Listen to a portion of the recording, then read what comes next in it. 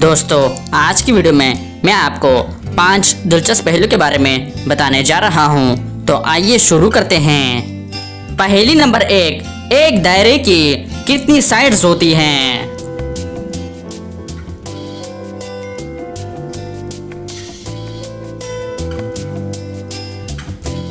इसका सही जवाब है 2 साइड्स, एक अंदर की तरफ और एक बाहर की तरफ।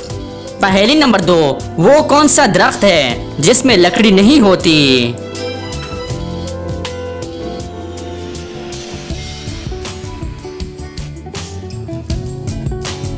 सही जवाब है केले का दरख्त। पहेली नंबर 3, वो कौन सा लफ्ज है जो सही लिखा हो तो गलत पढ़ा जाता है और अगर गलत लिखा हो तो सही पढ़ा जाता है?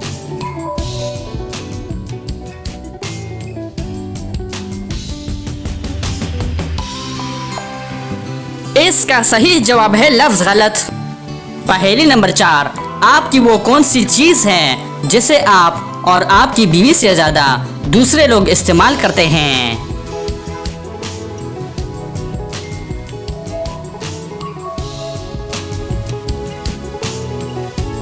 सही जवाब है आपका नाम। पहेली नंबर 5, हमारे जिस्म का वो कौन सा हिस्सा है जिसे हम सिर्फ दाएं हाथ से पकड़ सकते हैं?